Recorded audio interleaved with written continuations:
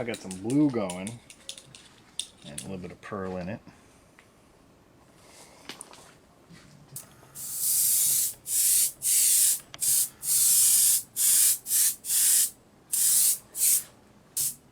It hardly looks like the night sky yet, huh?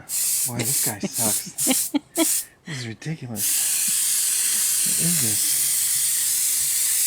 It's just blobs.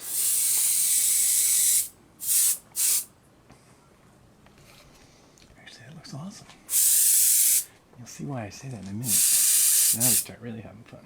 Because it comes out green. It's a really pretty green.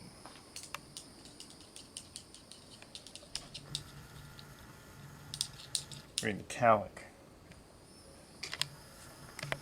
So the stars, I think, are sort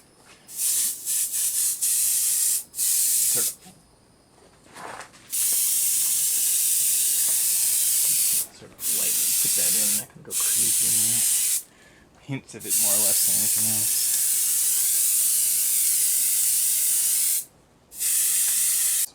Let's wash this out, and I can make that whole thing start looking like a night sky in just a couple of airbrush passes.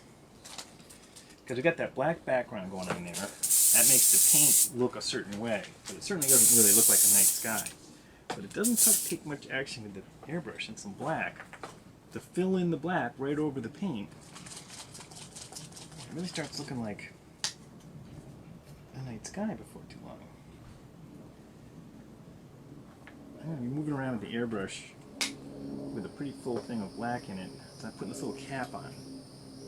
It prevents me from spilling it. It's really a pain in the neck when you have the drip go right down onto where you've been working. Do it from this side so you can see what I'm doing. I'm actually just kind of filling in black, just right over all the colors that I did before. Just kind of doing freeform. You almost can't screw it up. Because really the night sky it's black. It just has hints of colors here and there, or at least when I airbrush hints of colors here and there, your brain tells you it's the night sky. It really is an effect that works well. And starts out, it always worked out better when I did lots of color and then came back and did this kind of thing. And I'll even do things like this. It works later, you'll see. The more that those colors are sort of just a hint of something in the sky, the better off it is. It's sort of magical. And my favorite thing is when people say, how do you do that? Now comes the real night sky. And randomness is going to do it for me.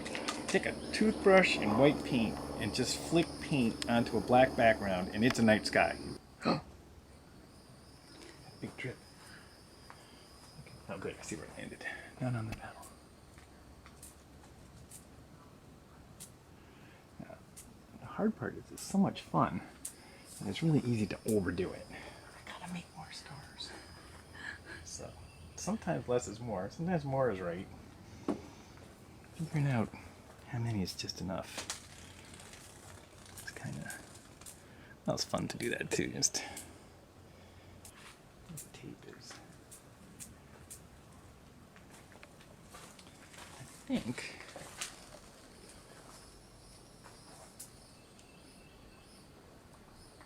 I'm going to leave it at that.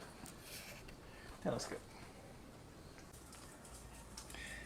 So now we're going to make a couple of these stars sparkle, like they would if the sun was reflecting off a camera lens or something in photography.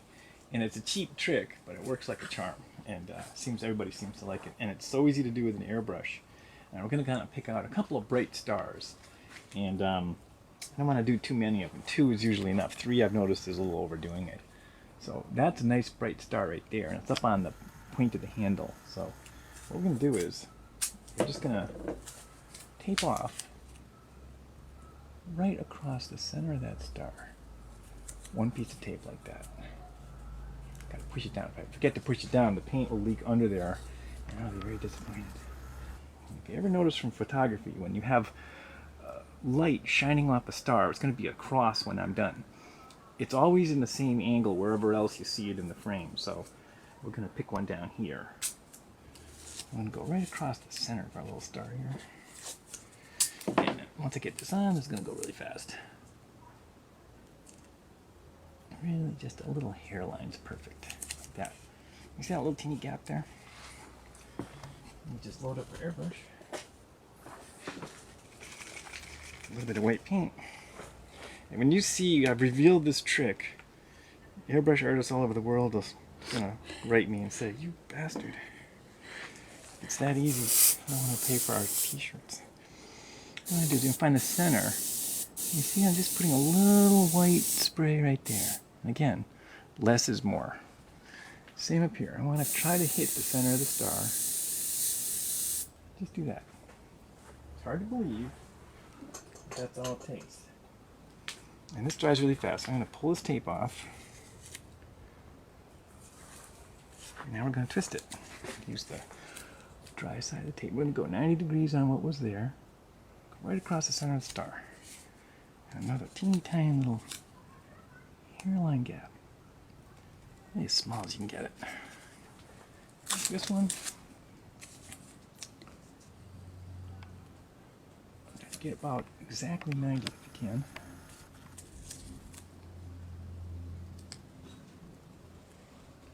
Teeny tiny gap. Rub it down.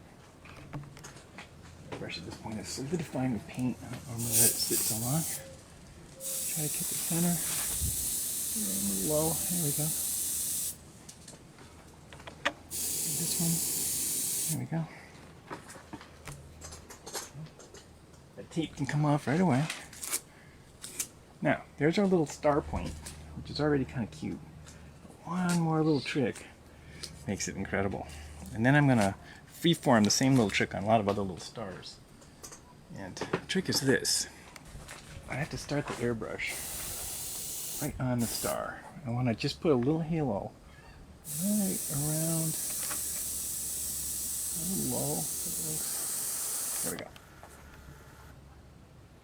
And this one down here, same thing. I don't want to miss that center, but it's hard to do. The airbrush doesn't exactly have a great aiming system. Go to the left. There's the glow. Right in the center of the star. And now it really looks like a little shiny star. I'm going to take some other bright stars, and we're just going to put a little glow around them. In there.